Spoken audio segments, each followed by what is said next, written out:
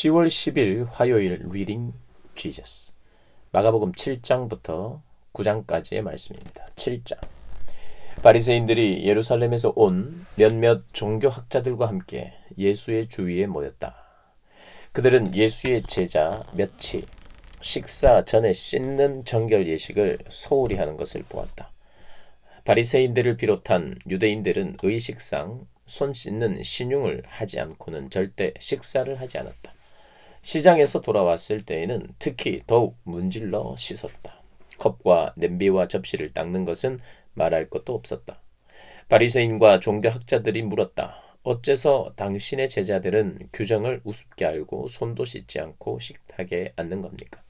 예수께서 대답하셨다. 너희 같은 사기꾼들에 대해 이사야가 전곡을 찔러서 말했다.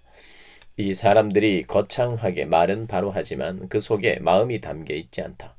그들은 나를 예배하는 것처럼 행동하지만 진심에서 우러난 것이 아니다. 무엇이든 자기네 구미에 맞는 가르침을 위해 내 이름을 팔고 있을 뿐이다. 하나님의 계명은 버린 채 최신 유행을 쫓기에 바쁘다. 예수께서 계속해서 말씀하셨다. 그래, 잘도 하는구나. 너희는 종교의 유행을 따르는데 거추장스럽지 않도록 하나님의 계명을 저버리고 있다. 모세는 너희 부모를 공경하라고 했고 또 누구든지 부모를 욕하는 사람은 반드시 죽여야 한다고 했다. 그러나 너희는 부모에게 드려야 할 것이 있어도 부모 대신에 하나님께 예물로 바쳤습니다 말하면서 그 계명을 회피하고 있다. 아버지나 어머니에 대한 의무를 그렇게 모면하고 있는 것이다. 너희는 하나님의 말씀을 지워버리고 그 자리에 아무 것이나 원하는 대로 써 넣는다. 너희는 이 같은 일을 다반사로 한다. 예수께서 다시 무리를 불러놓고 말씀하셨다. 잘 듣고 마음에 새겨두어라. 너희 삶을 더럽히는 것은 너희가 입으로 삼키는 것이 아니라 너희 입에서 토해내는 것이다. 그것이야말로 정말 더러운 것이다. 예수께서 무리와 헤어져 집에 돌아오셨을 때에 제자들이 말했다. 잘 모르겠습니다. 쉽게 말씀해 주십시오. 예수께서 말씀하셨다. 너희가 우둔해지기로 작정이라도 하는 것이냐? 너희가 입으로 삼키는 것이 너희를 더럽힐 수 없다는 것을 모르느냐?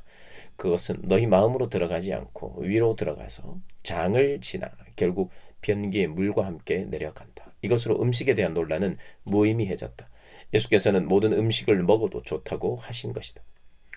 예수께서 계속해서 말씀하셨다. 사람 속에서 나오는 것이 사람을 더럽히는 법이다. 음란, 정욕, 도둑질, 살인, 간음, 탐욕, 부정부패, 속임수, 방탕, 비열한 눈빛, 중상모략, 교만, 미련함. 이 모두가 마음에서 토해내는 것이다. 너희를 더럽히는 근원은 바로 거기다. 예수께서 거기에서 두로 지방으로 떠나셨다. 그분은 아무도 못 본 줄 알고 그곳의 한 집에 들어가셨으나 사람들이 이목을 피할 수 없었다.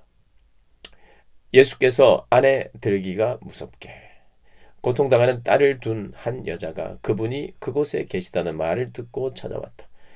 여자는 예수의 발 앞에 무릎을 꿇고는 도와달라고 애원했다. 그 여자는 수로보니게 출신의 그리스 사람이었다. 여자는 예수께 자기 딸을 고쳐달라고 간청했다. 예수께서 말씀하셨다. 줄을 서서 차례를 기다리라. 자녀들을 먼저 먹이는 법이다. 그리고 남는 것이 있으면 개들의 차지다. 여자가 말했다. 지당하신 말씀입니다. 주님, 하지만 상 밑에 개들도 자녀들이 흘리는 부스러기는 먹지 않습니까? 예수께서 감동하셨다. 네 말이 맞다. 가거라. 네 딸이 더 이상 고통당하지 않게 되었다. 괴롭히던 귀신이 떠나갔다. 여자가 집에 가보니 딸이 침대에 편히 누웠고 고통이 아주 사라져버렸다. 예수께서 다시 두로 지방을 떠나서 시돈을 지나 갈릴리 호수로 돌아와서 데가볼리 지방으로 건너가셨다. 어떤 사람들이 듣지도 말하지도 못하는 사람을 예수께 데려와 손을 얹어 고쳐주기를 청했다. 예수께서 그 사람을 따로 데리고 저만치 가셔서 그의 귀에 손가락을 넣고 그의 혀에 침을 묻히셨다. 그러고는 하늘을 우러러 기도하시고 깊이 탄식하며 명하셨다. 에바다 열려라. 그러자 그대로 되었다. 그 사람의 귀는 이제 똑똑히 들렸고 말도 분명해졌다. 순식간의 일이었다. 예수께서 그들에게 입단속을 시켰으나 그럴수록 그들은 흥분하여 더욱 퍼뜨리고 다녔다. 전부 그분이 하신 일인데 대단한 일이다. 그분은 듣지 못하는 사람도 듣게 하시고 말하지 못하는 사람도 말하게 하신다. 8장 그 즈음에 예수께서 배고픈 무리 앞에 다시 서게 되셨다. 예수께서 제자들을 불러 말씀하셨다. 이 무리를 보니 내 마음이 몹시 아프구나. 이들이 사흘이나 나와 함께 있었는데 이제 먹을 것이 없다. 배고픈 채로 돌려보내면 가다가 지쳐 쓰러질 것이다. 이 가운데는 멀리서 온 사람들도 있다. 제자들이 대답했다. 저희가 어떻게 하면 좋겠습니까? 여기 광야에서 어떻게 음식을 살 수 있겠습니까? 예수께서 물으셨다. 너희에게 빵이 얼마나 있느냐? 7개입니다. 그들이 말했다. 그러자 예수께서 무리를 바닥에 앉게 하셨다. 예수께서 감사를 드리신 후에 빵 7개를 조금씩 떼어 제자들에게 주셨고 제자들은 그것을 무리에게 나누어 주셨다. 마침 거기에 물고기도 몇 마리 있었다. 또 예수께서 물고기를 가지고 감사를 드리신 후에 제자들을 시켜 사람들에게 나누어 주게 하셨다. 사람들은 배불리 먹었다. 남은 것을 거두니 7자루였다. 식사한 사람이 좋게 4,000명이 넘었다. 그때야 예수께서 사람들을 집으로 보내셨다. 예수 자신은 제자들과 함께 곧바로 배로 가서 달마누다로 떠나셨다. 그들이 도착하자 바리새인들이 나와서 예수께 바짝 달라붙었다. 그러고는 자신을 입증해 보이라고 그분을 괴롭히며 궁지로 몰아세웠다. 예수께서 노하여 말씀하셨다. 어찌하여 이 세대는 기적과 같은 증거를 찾아서 난리들이냐. 내가 이것만 분명히 말해두겠다. 너희는 꿈에라도 증거를 받을 생각은 하지 마라. 예수께서 그들을 떠나서 다시 배에 올라 건너편으로 향하셨다. 그런데 제자들이 점심 싸오는 것을 잊어버렸다. 빵 한 덩이 외에는 배 안에 빵 부스러기 하나 없었다. 예수께서 경고하셨다. 단단히 조심하여라. 바리새인과 헤롯 당원의 더럽게 하는 누룩을 각별히 주의하여라. 그러자 제자들은 깜빡 잊고 빵을 가져오지 않은 것을 두고서 서로 책임을 따졌다. 예수께서 들으시고 말씀하셨다. 빵을 잊어버렸다고? 이 소란이냐? 내 말뜻을 못 알아듣겠느냐? 그렇게도 모르겠느냐? 내가 빵 5개를 떼어서 5,000명을 먹인 일을 잊었느냐? 남은 것을 너희가 몇 바구니나 거두었느냐? 그들이 말했다. 12바구니입니다. 빵 7개로 4,000명을 먹이고 남은 것은 몇 자루나 되었더냐? 7자루입니다. 예수께서 말씀하셨다. 아직도 모르겠느냐? 그들이 벳세다에 도착했다. 어떤 사람들이 시력을 잃은 한 사람을 예수께 데려와서 손을 대어 고쳐 주시기를 청했다. 예수께서 그의 손을 잡고 마을 밖으로 데리고 나가셨다. 그리고 그의 사람의 눈에 침을 묻히고 그에게 손을 얹으시며 물으셨다. 무엇이 보이느냐? 그가 고개를 들었다. 사람들이 보입니다. 마치 나무가 걸어가는 것 같습니다. 예수께서 그의 눈에 다시 손을 얹으셨다. 그 사람은 이리저리 보더니 시력이 완전히 회복된 것을 알았다. 모든 것이 2.0 시력으로 밝히 보였던 것이다. 예수께서 그를 곧장 집으로 돌려 보내시며 말씀하셨다. 마을로 들어가지 마라. 예수와 제자들이 빌립보의 가이사랴 근방에 있는 마을들로 향했다. 걸어가면서 예수께서 물으셨다. 사람들이 나를 누구라고 하더냐? 그들이 말했다. 세례자 요한이라고 하는 사람들도 있고 엘리야라고 하는 사람들도 있고 예언자 가운데 한 사람이라고 하는 사람들도 있습니다. 그러자 예수께서 물으셨다. 그러면 너희는 나를 누구라고 말하겠느냐? 내가 누구냐? 베드로가 대답했다. 주님은 그리스도 곧 메시아이십니다. 예수께서는 그것을 비밀로 하되 아무에게도 입 밖에 내지 말라고 경계하셨다. 그러고는 그들에게 다음 일을 설명하기 시작하셨다. 이제부터 인자는 처참한 고난을 받고 장로와 대제사장과 종교학자들에게 재판에서 유죄를 선고받아 죽임을 당하고 사흘 후에 다시 살아나야 한다. 예수께서는 이 말씀을 그들이 놓치지 않도록 쉽고 분명하게 말씀해 주셨다. 그러나 베드로가 예수를 붙들고 항의했다. 예수께서는 어떻게 받아들여야 할지 몰라서 머뭇거리고 있는 제자들을 돌아보시고 베드로를 꾸짖으셨다. 베드로야, 썩 비켜라. 사탄아, 물러가라. 너는 하나님이 어떻게 일하시는지 조금도 모른다. 예수께서 제자들과 함께 무리를 옆에 불러놓고 말씀하셨다. 누구든지 나와 함께 가려면 내가 가는 길을 따라야 한다. 결정은 내가 한다. 너희가 하는 것이 아니다. 고난을 피해 달아나지 말고 오히려 고난을 끌어안아라. 나를 따라오너라. 그러면 내가 방법을 일러주겠다. 자기 스스로 세우려는 노력에는 아무 희망이 없다. 자기를 희생하는 것이야말로 너희 자신 곧 너희의 참된 자아를 구원하는 길이며 나의 길이다. 원하는 것을 다 얻고도 참된 자기 자신을 잃으면 무슨 유익이 있겠느냐? 너희 목숨을 무엇과 바꾸겠느냐?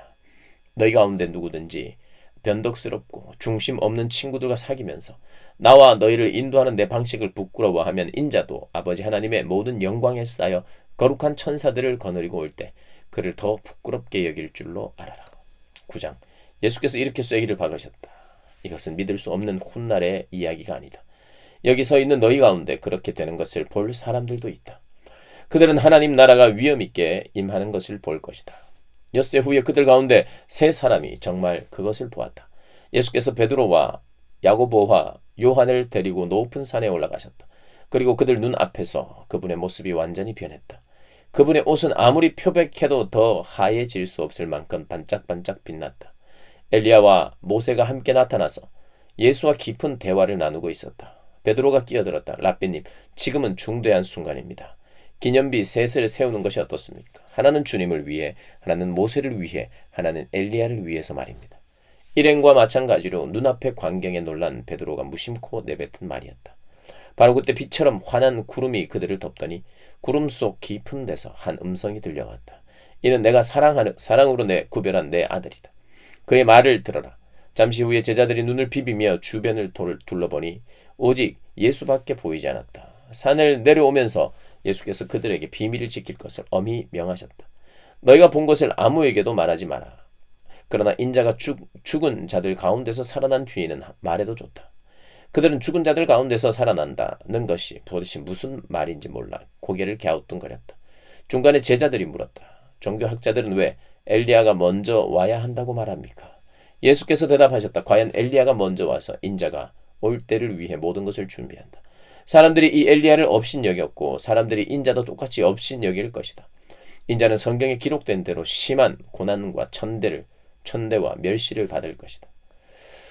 그들이 산을 내려와 다른 제자들에게 돌아오니 주위에 큰 무리가 보이고 종교학자들이 제자들에게 따져 묻고 있었다. 예수를 보자마자 무리 가운데 반가운 기운이 일었다. 사람들이 달려와서 그분을 맞이했다. 예수께서 물으셨다. 무슨 일이냐? 왜 이렇게 소란스러우냐? 무리 가운데 한 사람이 대답했다. 선생님, 귀신 때문에 말을 못하는 제 아들을 선생님께 데려왔습니다. 귀신이 사로잡을 때마다 아이가 바닥에 거꾸러져 입에 거품을 물고 이를 갈면서 막대기처럼 굳어집니다. 선생님의 제자들에게 구해주기를 바라고 말했지만 그들은 하지 못했습니다. 예수께서 말씀하셨다. 하나님을 모르는 이 세대여, 내가 같은 말을 몇 번이나 해야 하느냐? 얼마나 더 참아야 하느냐? 아이를 이리 데려오너라. 그들이 아이를 데려왔다. 귀신이 예수를 보고 아이에게 발작을 일으키게 하니 아이는 입에 거품을 물고 바닥에서 몸을 뒤틀었다. 예수께서 아이의 아버지에게 물으셨다. 이렇게 된 지 얼마나 되었느냐? 어려서부터 그랬습니다. 귀신이 아이를 죽이려고 불 속이나 강물에 던진 것이 몇 번인지 모릅니다. 만일 하실 수 있거든 무엇이든 해 주십시오. 불쌍히 여기셔서 저희를 도와주십시오. 예수께서 말씀하셨다. 만일이라니. 믿는 사람에게 만일이란 없다. 모든 것이 가능하다. 그분의 입에서 말이 떨어지기가 무섭게 아이의 아버지가 부르짖었다. 제가 믿습니다. 의심하지 않도록 도와주십시오. 무리가 속속 모여드는 것을 보시고 예수께서 악한 귀신에게 명령하셨다. 벙어리의 귀머거리 귀신아, 내가 너에게 명한다. 아이에게서 나와 다시는 얼씬거리지 마라. 귀신은 고함을 지르고 마구 몸부림치면서 나갔다. 아이는 송장처럼 핏기가 없어졌다. 그러자 사람들이 아이가 죽었다고 말하기 시작했다. 그러나 예수께서 아이의 손을 잡아 일으키시자 아이가 일어섰다. 집에 돌아온 뒤에 제자들이 예수를 붙들고 물었다. 왜 저희는 귀신을 쫓아내지 못했습니까? 예수께서 대답하셨다. 이런 귀신은 기도가 아니고는 쫓아낼 수 없다. 그들은 거기를 떠나서 갈릴리를 지나갔다. 예수께서는 제자들을 가르치고 싶으셔서 아무에게도 일행의 행방을 알리지 않으셨다. 예수께서 그들에게 말씀하셨다. 인자는 하나님과 관계하기를 원치 않는 사람들한테 넘겨질 것이다. 그들이 인자를 죽일 것이다. 죽은 지 사흘 후에 인자는 다시 살아날 것이다. 제자들은 무슨 말씀인지 몰랐으나 묻기도 두려웠다. 그들이 가버나움으로 갔다. 예수께서 집에 계실 때에 제자들에게 물으셨다. 너희가 길에서 토론하는 것이 무엇이냐? 불안한 침묵만 흘렀다.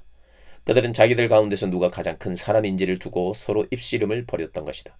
예수께서 자리에 앉아 12 제자에게 말씀하셨다. 너희가 첫 자리를 원하느냐? 그렇다면 끝자리로 가거라. 모든 사람의 종이 되어라. 예수께서 방 한가운데 어린아이 하나를 세우시고 아이를 품에 안으며 말씀하셨다. 누구든지 이 어린아이들 가운데 하나를 나처럼 품으면 곧 나를 품는 것이고 곧 나를 훨씬 넘어서서 나를 보내신 하나님을 품는 것이다.